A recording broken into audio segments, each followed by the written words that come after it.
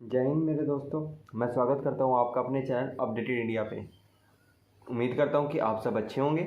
और जैसे कि आप सब जानते हैं कि हम कर रहे थे क्या A to Z science batch हमने स्टार्ट किया हुआ था। तो आज हमारा 5th डे है और हम क्या टॉपिक पढ़ रहे थे, सेल ऑर्गेनेलीज। तो अब तक हमने जो भी पुरानी क्लासेस की हैं वो आपको प्लेलिस्ट में मिल जाएंगी मेरे चैनल के ऊपर, ठीक है। तो आप जाके पहले वो वीडियोस देखिए, फिर उसके बाद यहाँ से स्टार्ट कीजिए।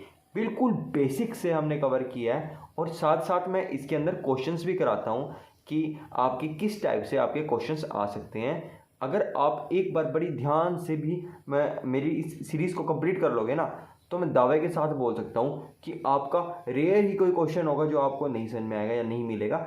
बाकी सब के सब आपको क्वेश्चन सारे के सारे मोस्टली इसी में से मिलेंगे। कोई भी कॉम्पिटिटिव एग्ज़ाम हो किसी भी लेवल का, तो इसमें से आपको जीएस जो है आपकी नॉर्मल मिल जाएगी, ठीक है। तो हमारा टॉपिक जो चल रहा था वो सेल ऑर्गेनेलीज चल रहा था और आज हमारा सेल ऑर्गेनेलीज पे ही लेक्चर 4th है, सेल के ऊपर, ठीक है। तो आइए शुरू करते हैं। इससे पहले अगर आपने मेरे चैनल को सब्सक्राइब नहीं किया, सब्सक्राइब कर लीजिए, शेयर कीजिए और लाइक कीजिए। चलिए शुरू करते हैं। तो जैसे कि आप सब जानते हैं कि कल के लेक्चर में हमने क्या पढ़ा था, हमने पढ़ा था न्यूक्लियस, ठीक है। न्यूक्लियस के बारे में पढ़ा था हमने, गोल की बॉडीज़ के बारे में पढ़ा था जो इसके यहाँ पे प्रेजेंट होती है। क्या होती है प्रेजेंट? ये हमारे पास एंडोप्लाज्मिक रेटिकुलम प्रेजेंट होती है। दो होती है, स्मूथ एंडोप्लाज्मिक और रफ एंडोप्लाज्मिक। रफ में क्या होते हैं? राइबोसोम्स।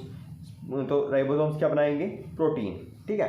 तो आज जो हम पढ़ने वाले हैं वो इसी के पास एक ये बड़ा सा यहाँ पे एक स्ट्रक्चर आपको देखने को मिलेगा, ठीक है। ये होता क्या है, ये चीज़ क्या, मतलब ये जो है ना, एक कईयों में आपको ये न्यूक्लियस से ही बड़ा देखने को मिल जाएगा, ठीक है।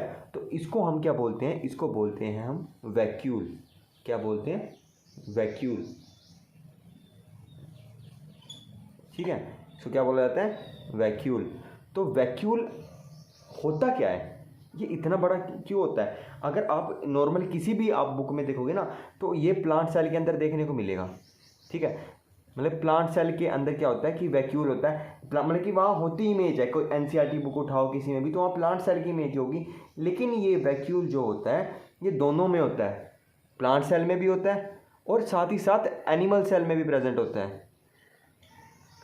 अब वैक्यूल होता क्या है, इसका काम क्या है, किसने डिस्कवर किया, क्यों होता है और ये मतलब चीज़ क्या है, इसके बारे में देखते हैं, ठीक है। अब ये पता चल गया आपको कि ये वैक्यूल क्या होता है, कि इसमें क्या होता है, हमारे पास प्लांट सेल में भी होता है और एनिमल सेल्स में भी होता है, ठीक है। अब इसके बाद क्या है कि प्लांट सेल में जो ये होता है इसका साइज होता है बड़ा। पहले देखिए कि होता कैसे है। और जो एनिमल सेल में है, एनिमल सेल में इसका साइज होता है छोटा, थोड़ा छोटा। लेकिन वहीं उल्टा जो एनिमल सेल में है इसके नंबर्स ज़्यादा होते हैं। यानी कि अगर प्लांट सेल में हमारे पास क्या है, प्लांट सेल में हमारे साइज़ इसका हो गया, हमने मान लिया जितना कुछ भी कि ये हमारा इतना बड़ा है, ठीक है, और ये एक प्रेजेंट है। वहीं तो एनिमल सेल में ये इतना होगा लेकिन ये 2-3 प्रेजेंट होंगे, ठीक है। यानी कि नंबर से क्या है कि numbers of vacuoles are more in animal cell as comparison to the plant cell. अब होता क्या है वैक्यूल, ये भी देख लीजिए, ठीक है। वैक्यूल के अंदर क्या होता है कि जो हम पानी पीते हैं या फिर पानी जो हमारा होता है ना, तो वैक्यूल्स इसके अंदर स्टोर होता है। वो यहाँ पे हमारा वाटर स्टोर होता है। क्या होता है स्टोर? वाटर होता है, ठीक है। अब ये क्या करता है, अब इसका ये भी कि क्या करता क्या है क्या नहीं है। अब वाटर तो स्टोर है, ठीक है। अब वाटर के साथ साथ क्या है, ये सेल का एसिडिक लेवल मेंटेन रखता है, एसिडिक पीएच, ठीक है, मेंटेन करके रखता है ये हमारे पास किसका? सेल का, ठीक है। उसके बाद ये हमारे पास जो वेस्ट मटेरियल होता है ना, तो ये वेस्ट मटेरियल को भी क्या करता है, हमारे पास आइसोलेट करके रखता है, ठीक है। अब वही बात, अब मैंने आपको क्या कहा था कि कोई भी आ जाए तो उससे पहले क्या पढ़नी पड़ती है हमें, इसको डिस्कवरी, कि इसको डिस्कवर किसने किया है, ठीक है। तो इसको भी डिस्कवर किसने किया था? इसको डिस्कवर किया था स्प्लेंजेनी ने। जब इन्होंने देखा था ना, तो इनको कुछ वैक्यूल इस तरीके से दिखा था कि भाई ये तो स्टार शेप सा है, कुछ चीज़ है, न्यूक्लियस के पास प्रेजेंट है और जो भी है ये है, ठीक है, यानी कि स्प्लेंजानी ने इनको देखा था स्टार शेप में, ठीक है। उसके बाद एक साइंटिस्ट और आए थे, ठीक है, उनका नाम क्या है, दुर्जटिन, ठीक है, क्या है, दुर्जटिन।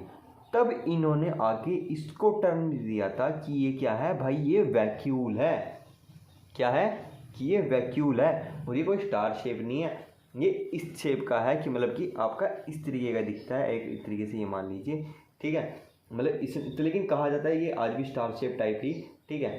तो लेकिन इन्होंने जो दुर्जटिन थे इन्होंने इसको नाम दिया था वैक्यूल, लेकिन स्प्लेंजानी ने बोल दिया था कि ये स्टार शेप है, ठीक है। अब एक बार इसके आपको ऊपर ऊपर से नोट्स बनवाता हूँ, इतना नोट कर लीजिए एक बार, ठीक है। तो वैक्यूल के बारे में लिखते हैं, ठीक है। सबसे पहला पॉइंट क्या बनेगा हमारे पास कि वैक्यूल क्या है, plant cell and animal cell दोनों में प्रेजेंट होता है।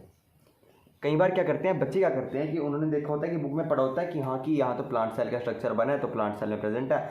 अब वहाँ पे क्वेश्चन आएगा कि वैक्यूल किस में प्रेजेंट होता है, तो वहाँ ऑप्शन आएंगे कि प्लांट सेल में, एनिमल सेल में, बोथ में, या किसी में भी नहीं। अब बच्चे करते हैं प्लांट सेल को टिक, तो एक नंबर आपका क्या होता है, गया। इसलिए दोनों में प्रेजेंट होता है, ये बात ध्यान रखने की है, ठीक है।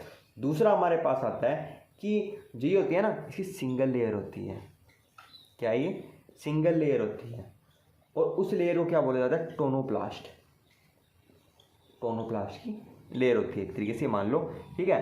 तो इस लेयर का नाम याद रखना, सिंगल लेयर है, टोनोप्लास्ट है, ये भी इंपॉर्टेंट क्वेश्चन है। उसके बाद क्या है, एनिमल सेल्स के अंदर इसकी जो साइज है वो रहेगी small, but number of vacuoles more, ठीक है। एक पॉइंट ये बन गया हमारे पास। अब वहीं पे प्लांट सेल के अंदर क्या हो जाएगा, साइज क्या रहेगी, large, but number of vacuoles less, ठीक है। इतना हो गया। अब इसकी डिस्कवरी किसने की, डिस्कवरी अभी बताया आपको,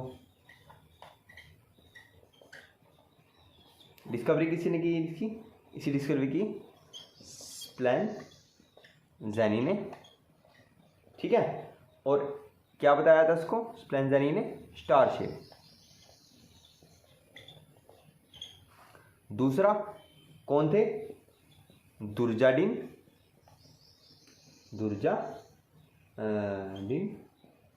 जिन्होंने टर्म दी थी वैक्यूल, यानी कि नामकरण किया था। अब आप आते हो तो आपको स्टार्टिंग में क्या बुलाया जाता है, बच्चा, बाबू, सोना, मोना, गुड्डू, मतलब अलग अलग नामों से बुलाया जाता है कि काका, ठीक है। ऐसे ही इन्होंने पहले बोल दिया स्टार शेप। अब जब प्रॉपर नामकरण किया गया कि हाँ कि भाई क्या नाम रखना है, तब इन्होंने दिया कि वैक्यूल नाम हुआ, ठीक है।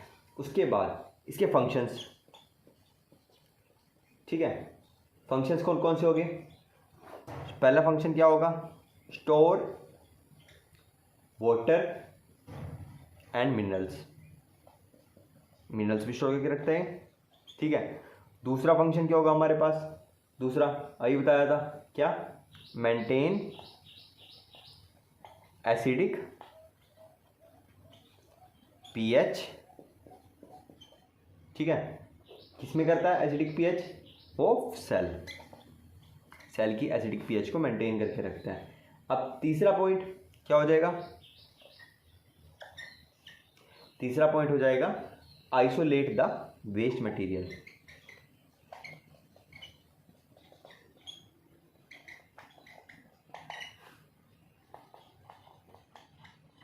ठीक है। हमारे पास ये हो गया किसका, वैक्यूल का। अब एक बार सारे को नोट कर लीजिए, मैं आपको एक बार दोबारा रिवाइज कर देता हूँ।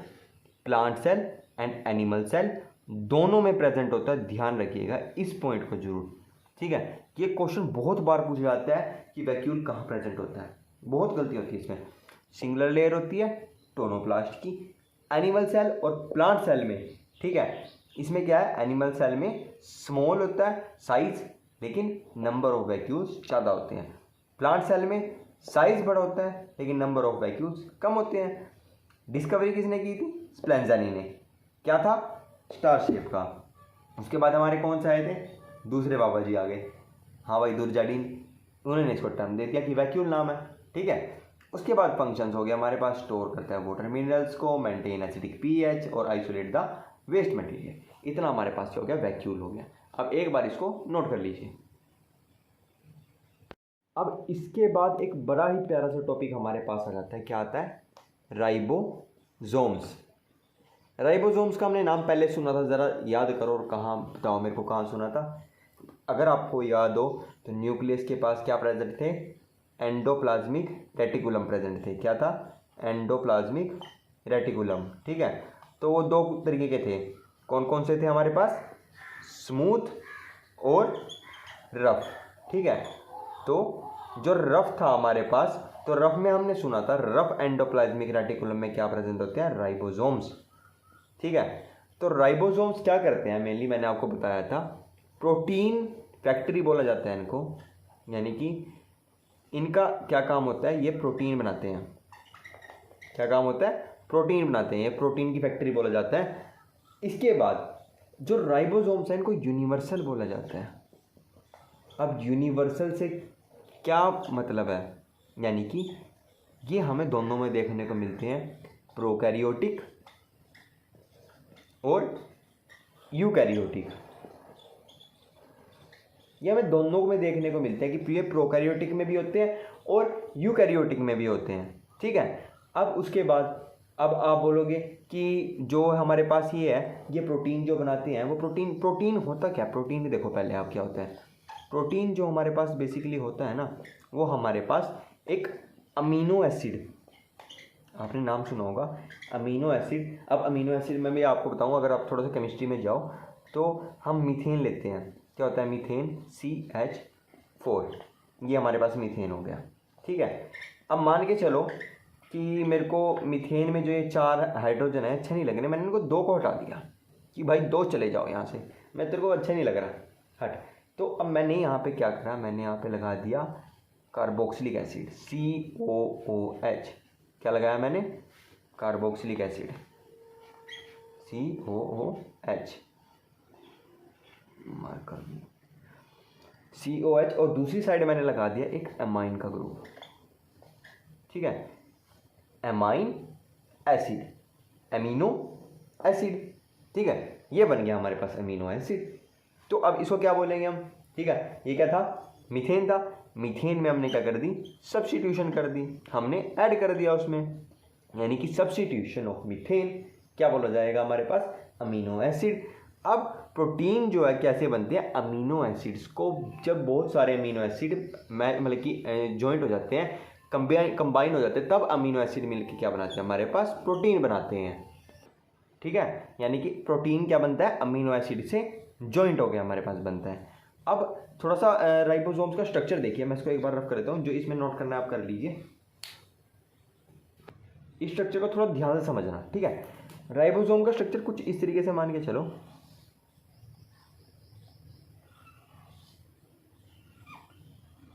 ठीक है, ये ऊपर वाली साइड है और ये हमारे पास नीचे वाली साइड है। नीचे वाली साइड क्या होती है, छोटी होती है, जो ये है ना अटैच होती है हमारे पास। ये जो अटैच है ना, ये किस आयन की वजह से होती है, मैग्नीशियम आयन की वजह से, मैग्नीशियम आयन की वजह से अटैच होती है, मतलब कि दो आपस में। ठीक है, उसके बाद क्या है, ये जो होता है ये बनाता है mRNA। हमारे अंदर इसके अंदर क्या होता है कि ये हमारे पास मान के चलो कि ये पहला स्ट्रक्चर है, ये सेकंड स्ट्रक्चर है, ये दोनों आपस में जॉइंट नहीं होते। ये क्या होता है कि हमारे पास ये एक तरीके से जो ये है ना, ये mRNA फॉर्म करता है। ठीक है, हम mRNA फॉर्म करता है, मतलब अगर आप एक तरीके से ये समझ के दे लो कि जो हमारे पास राइबोसोम्स होते हैं ना, इनको हम क्या बोलते हैं, राइबो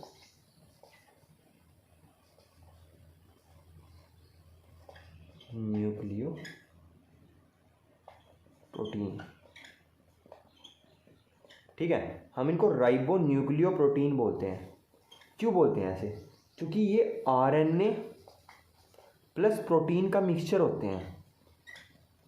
ठीक है, अगर इन दोनों को जोड़ दिया जाए तब ये ऐसे बनते हैं। ठीक है, अब ये क्या होता है, एक तरीके से ऐसे मान के चलो, जो ऊपर का है पोर्शन, ठीक है, ये ऊपर से आता है, ठीक है, और ये इसके बाद अटैच होता है इससे, और जो ये जा रहा है हमारा, ये mRNA होता है, और ये नीचे का दूसरा इसका है, ये अटैच होकर फिर mRNA फॉर्म करते हैं। ठीक है, मैं आपको इसमें 3D में बताऊंगा, एक लेक्चर आपका अलग से लूँगा। जैसे ही सारी सेल ऑर्गेनेज कंप्लीट हो जाएंगी ना, तो उन सब के स्ट्रक्चर, सिर्फ स्ट्रक्चर और उनकी वर्किंग कैसे कर रहे हैं वो काम, बिल्कुल आपको लैपटॉप में 2D में या फिर आपको वर्किंग में समझाऊंगा कि कैसे कैसे आपको काम कर रहे हैं। ठीक है, कि कहाँ से आ रहा है, कैसे ज्वाइंट हो रहा है। अभी आप सिर्फ थ्योरेटिकल पोर्शन पे ध्यान दीजिए। ठीक, उसके बाद हमारे पास आता है क्या, कि हमारे पास ये स्मॉलेस्ट सेल ऑर्गेनेल होता है, स्मॉलेस्ट सेल ऑर्गेनेली बोली जाती है। ठीक है, अब ये हमारे पास क्या है कि जो हमारे मैमिलियन सेल्स होते हैं ना, जो हमारे मैमिलियन सेल्स होते हैं, इनके अंदर इनकी क्वांटिटी कितनी हो सकती होगी, वो होती है 10 मिलियन। अगर इतने हमारे सब्सक्राइबर हो जाए मज़ा आ जाए। उसके बाद होता है हमारे पास ई कोलाई के अंदर, इनके अंदर इसकी 10,000 होती है। ठीक है, इतना समझ में आ गया। ये हो गया, क्या बोलते हैं इनको, राइबो न्यूक्लियो प्रोटीन। क्यों, आरएनए प्लस प्रोटीन फॉर्म करते हैं। उसके बाद smallest cell organelle, mammalian cells, E coli bacteria के अंदर हमारे पास कितने होते हैं, 1,000।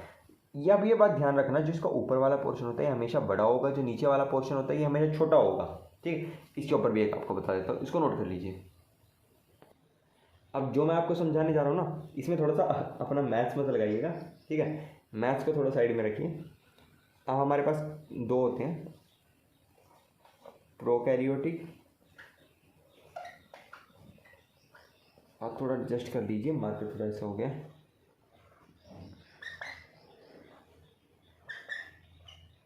यूकैरियोटिक। ठीक है, इसके अंदर हम क्या बोलते हैं, हमने पढ़ा था 70S होते हैं,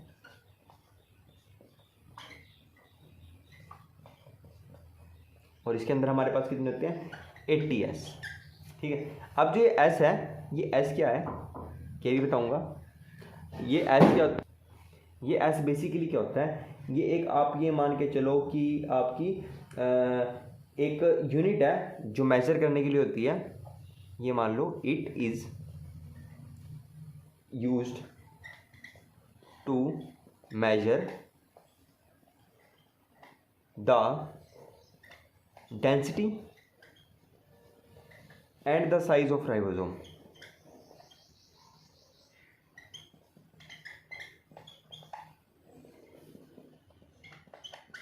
ठीक है, इतना समझ लीजिए। उसके बाद इसके अंदर क्या है कि जैसे हमारे पास ये एक राइबोसोम है 70S, एक हमारे पास ये राइबोसोम है 80S। अब जो इसका ऊपर वाला पोर्शन है, इसके अंदर होते हैं 50S। अब आप बोलोगे नीचे वाले में कितने रहने चाहिए, 20, लेकिन होते 30 है। इसीलिए मैं बोल रहा हूँ यहाँ पे मैथ्स मत लगाइए। 50S इसमें होते हैं, 30S इसमें होते हैं, लेकिन बोला फिर भी 70S जाता है। ठीक है, 80S इसमें है, तो इसमें कितने हैं, 60S, तो बचने कितने चाहिए, 20, लेकिन होते कितने हैं, 40।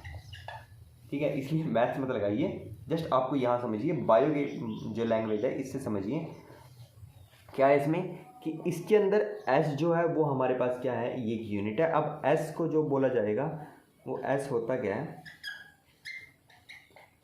इसको हम बोलते हैं सेडिमेंटेशन कोफिशिएंट। ठीक है, इसको हम एक कोफिशिएंट के तौर पे यूज़ कर सकते हैं, या फिर इसको S को एक और बात बोल सकते हैं कि ये स्वेडर्क्स यूनिट है। ठीक है, इतनी बात आपको समझ में आ गई। क्या क्या हो गया इसमें, कि प्रोकैरियोटिक्स में 70S हो गए, यूकैरियोटिक्स में 80S होता है। जो ऊपर वाला पोर्शन होता है वो हमेशा आपका क्या रहेगा, बड़ा रहेगा। ठीक है, इसमें 50S, इसमें 30S, इसमें 60S, इसमें 40S। ठीक, अब S क्या है, एक यूनिट है जो मेजर करने के लिए होती है कि इसको डेंसिटी और साइज ऑफ राइबोसोम्स को। अब वही है कि राइबोसोम क्या है, सबसे स्मॉलेस्ट सेल ऑर्गेनेल है। ठीक, अब आप जानते हो कि हमारे पास क्या होता है, डीएनए होता है, आरएनए होता है, इसके अंदर आरएनए की काम होता है, एमआरएनए बनता है। ठीक है, अब जो हमारे पास आरएनए होता है, इसको मैं रफ कर रहा हूँ, इसको थोड़ा ध्यान समझना। क्या होता है हमारे पास, DNA deoxy nucleo acid, deoxy nucleotide acid और उसके बाद आरएनए होता है, आरएनए क्या क्या हो गया, डीएनए और आरएनए, डीऑक्सी न्यूक्लियो राइबोएस नहीं यार, इसमें डीऑक्सी राइबो न्यूक्लिक एसिड, हाँ डीऑक्सी राइबो न्यूक्लिक एसिड। अब आरएनए होते हैं हमारे पास। आरएनए जो होते हैं ना, ये हमारे पास 3 कैटेगरी में डिवाइड होता है, ये आगे पढ़ेंगे लेकिन यहाँ पे इतना समझिए बस, ये 3 कैटेगरी में डिवाइडेड है आरएनए। पहला कौन सा है, आरएनए, दूसरा कौन सा है, एमआरएनए, तीसरा कौन सा है, टीआरएनए। अब इनका थोड़ा सा समझिए क्या है कि जो आरएनए है ना, इसको बोलते हैं राइबोसोमल आरएनए, ठीक है, यानी कि राइबोसोम्स जिसके अंदर होते हैं, एक तरीके से मान लीजिए राइबोसोम से क्या काम है, प्रोटीन, यानी कि जो ये हमारे पास जो बनता है, ठीक है, ये होता है मैसेंजर आरएनए। इसका क्या काम होता है, ये मैसेज पहुंचाता है कहीं पे भी, ठीक है, ये मैसेंजर ये एमआरएनए का। एक होता है ट्रांसफर आरएनए, जो हमें ट्रांसफ़र करता है, कोई भी कंपाउंड हो गया, कुछ भी हो गया, तो वो ट्रांसफ़र करने का काम करता है। इसको हम आगे डिटेल में पढ़ेंगे, लेकिन अभी आप सिर्फ इतना देखिए कि हमारे पास आरएनए क्या हो गया, 3 टाइप का हो गया। कौन कौन सा हो गया हमारे पास, आरआरएनए, एमआरएनए, टीआरएनए, ठीक है। आरआरएनए राइबोसोमल आरएनए, एमआरएनए यानी कि मैसेंजर आरएनए, टीआरएनए यानी कि ट्रांसफ़र आरएनए, ठीक है। इतनी बात समझ में आई। अब ये हमारे पास कौन कौन से पार्ट हो गए, वैक्यूल हो गया, राइबोसोम्स हो गया, ठीक है। अब थोड़ी सी आपको क्वेश्चंस करा देता हूँ इन्हीं के ऊपर कि किस टाइप से क्वेश्चंस बन सकते हैं और किस टाइप से आपके क्वेश्चन पूछ सकता है, ठीक है। एक बार इसको नोट कर लो। तो फर्स्ट क्वेश्चन नोट कीजिए। फर्स्ट क्वेश्चन हमारा क्या होगा, in eukaryotic cell synthesis of RNA takes place in, यानी कि जो हमारी आरएनए की सिंथेसिस है वो कहाँ होती है। अब काफ़ी बच्चों से ये सोचने लगे होंगे कि राइबोसोम से होती है। अरे नहीं भाई, सिंथेसिस तो हमारे पास न्यूक्लियस में होती है, न्यूक्लियस में बनता है आरएनए तो डीएनए से, है ना।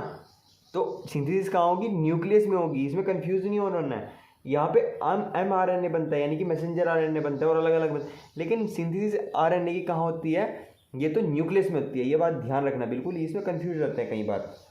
उसके बाद सेकंड क्वेश्चन हमारे पास क्या बन जाता है कि सुसाइडल बैग किसे कहा जाता है।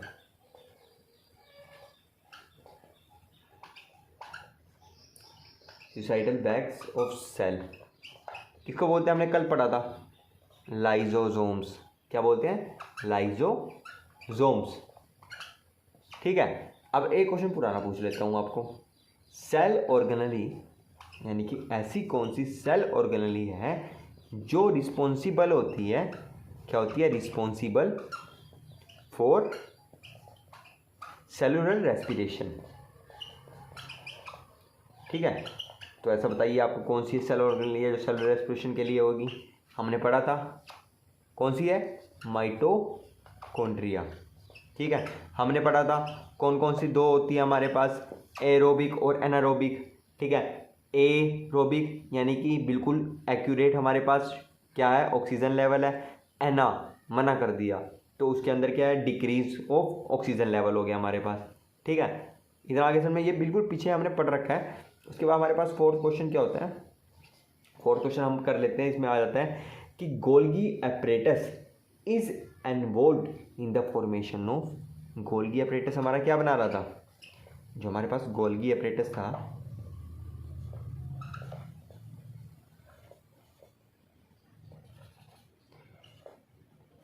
ऐसे ही सुन लीजिए, गोल्गी एपरेटस जो हमारे पास क्या था, वो क्या बना रहा था हमारे पास, याद कीजिए, वो हमारे पैकेट्स बना रहा था, ठीक है।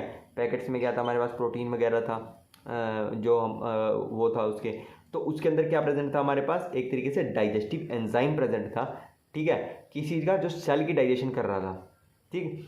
तो यानी कि क्या बना रहा था, ये लाइजोसोम्स बना रहा था, ठीक है। लाइजोसोम्स की कौन फॉर्मेशन कर रहा है, हमारे पास गोल्गी बॉडीज, ठीक है। अब उसके बाद एक क्वेश्चन हो जाता है, ठीक है, जो SER है वो हेल्प करता है किसको, in the building cell membrane में। ठीक है, ये थोड़ा ध्यान सुनिए, इसको भी जी खत्म हो गया है। SER यानी कि स्मूथ एंडोप्लाज्मिक रेटिकुलम हेल्प करता है या फिर बिल्डिंग सेल मेम्ब्रेन। तो इस प्रोसेस को क्या बोला जाता है, ध्यान से, इस प्रोसेस को बोला जाता है हमारे पास मेम्ब्रेन बायोजेनेसिस। बायोजेनेसिस, ये क्वेश्चन मोस्ट इंपॉर्टेंट मान के चलिए, ये काफ़ी बार पूछा गया है कि बिल्डिंग जो SER है वो हमारे पास हेल्प करता है सेल मेम्ब्रेन को बनाने में, तो इस प्रोसेस को क्या बोलते हैं। ठीक है, इसका आंसर होता है मेम्ब्रेन बायोजेनेसिस। ठीक है, मेम्ब्रेन बायोजेनेसिस। ठीक है, उसके बाद हमारे पास एक क्वेश्चन और पूछा जाता है कि स्मॉलेस्ट सेल ऑर्गेनेली कौन सी है हमारे पास, तो हम क्या लिखेंगे, राइबोसोम्स।